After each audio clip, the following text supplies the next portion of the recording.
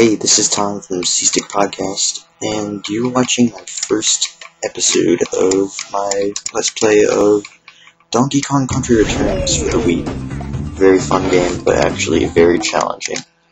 If you haven't heard of C-Stick Podcast, you should really check us out. We have a good time recording every week.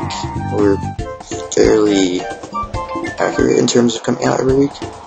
We're very dedicated, and we're quite small at the moment, but more listeners like you would help us get bigger. Alright, so anyways, to the game. Let's skip the cutscene and start off with a nice waggle-lash, because that's what every Nintendo Wii game is, right? Okay,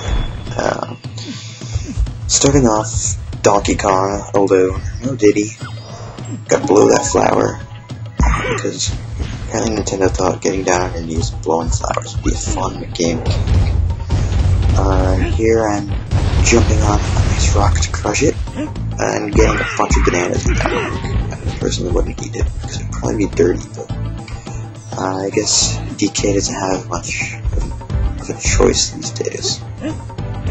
Okay, getting a nice little K there. Not really that much of a completionist in this game, though. I usually just go for bananas, and occasionally for coins, because with the coins you can unlock the extra levels in every world. Okay, hit one of those mean little crushy things, and it was a heart, but these first few levels are quite forgiving. I got a puzzle piece there, and I get a heart, but I jump through and hit the bird by accident. So I lose the heart, but I blow the flower and get another heart. So it's all good. It's all good. I'm gonna jump on this nice flower that's very bouncy for some reason, and I'm gonna collect some bananas that are being regurgitated by these stone statues for some reason. And they have very angry eyes. In case you don't notice, they have very angry red flaming eyes. I wouldn't want to mess with them. I bounce on a nice little bird there, because he's just minding his own business, but DK can't have that. Bounce on a tiki. I'm not really sure what they're supposed to be. They're very, I think they're new to this game. Because I don't recognize them. I hit the ground, and another pathway opens up in the background, which is something I really like about this game. They definitely use the foreground and the background to their full potentials.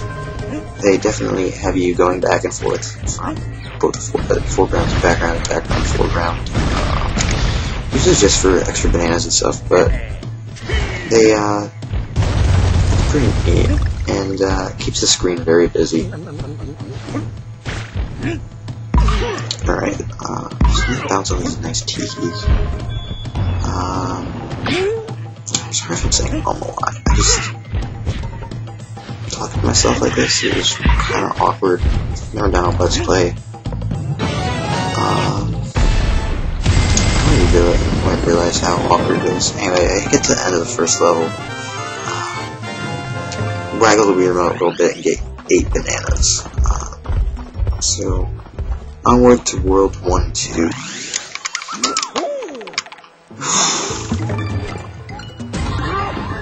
King of Cling. That's rotten action there.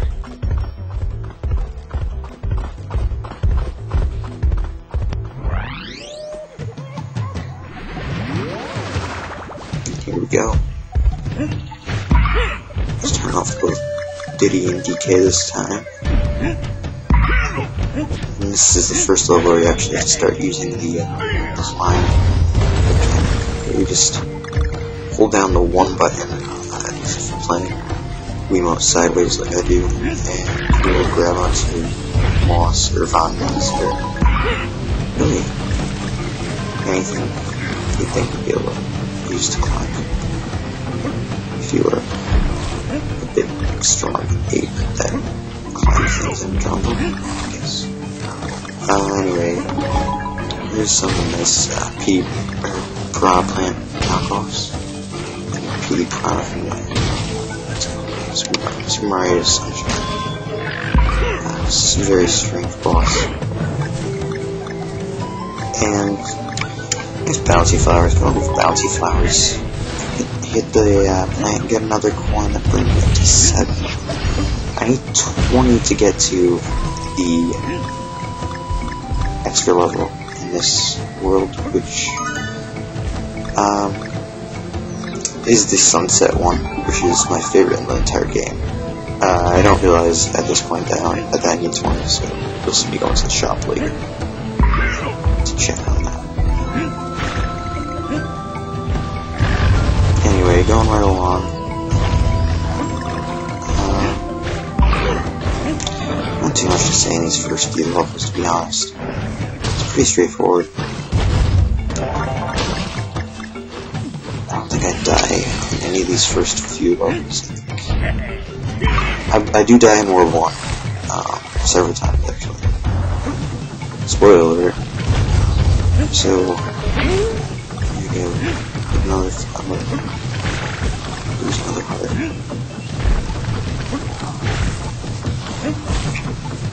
This part, it's just a lot of clinging. Riding these wheel things around so I can cling to the other side. Climb up there. While still avoiding the piranha plant knockoffs. And collecting bananas. Which there are a lot of in this game.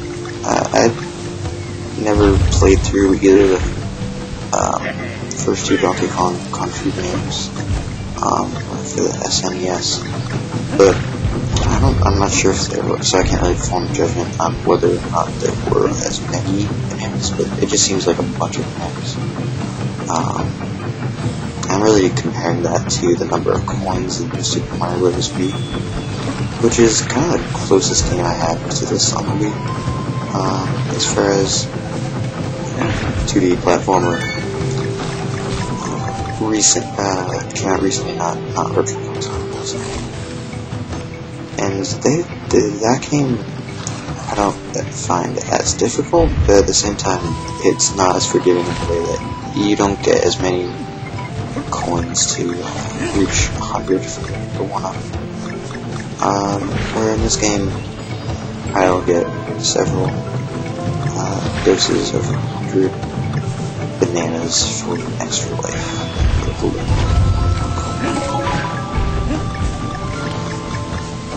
So I get another coin that brings me up to 8.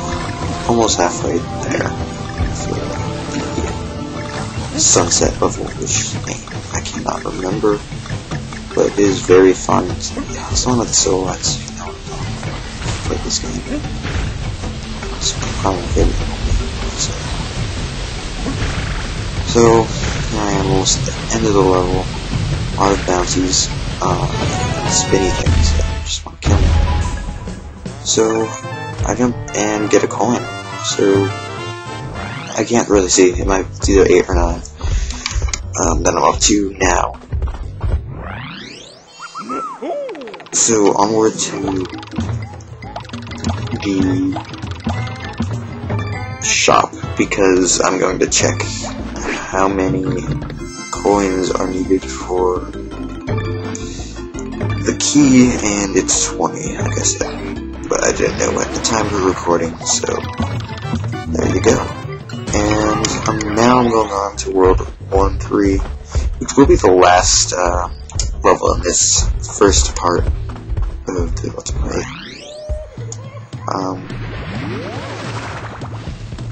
Treetop Bop, what's it called? I think. Something like that. They use a lot of alliteration and rhyme in these games. Or in names for these levels in this game. So I'm gonna blow a daisy or down one, whatever it is. Roll over the bird. Blow another daisy, roll, and get hit by the big tiki. But I kill him and I get a coin, so good enough. Find another coin hiding in the plant. Jump up on that gently swaying tree. It really reminds me of the dancing mushrooms in New Super Mario Brothers. I guess Nintendo really likes dancing plants and fungi. I'm not really sure what's going on there, but I get a nice bunch of bananas there, and fall off there, without really realizing that I'm going to have to go all the way back just to get to that barrel. But it's not that far. So I'll go back, jump through gently swaying tree, and ride these barrels up, getting a lot of bananas there. Get an extra life, and then jump on a frog, because it's very normal behavior to jump on frogs. So, more gently swaying trees, and here I go, more bananas from the barrel. Below that, get one banana. It's really quite silly, the blowing thing. It really doesn't reward you very much. It takes so darn long. It's really quite pointless in my opinion. Alright, so I'm gonna wait for this to jump at the right height so I can get hit. Get hit. I think it's like every 3 or so. Jumps. It's every other. It's every other. Get more bananas. Blow the dandelion. Just didn't get me anything that time.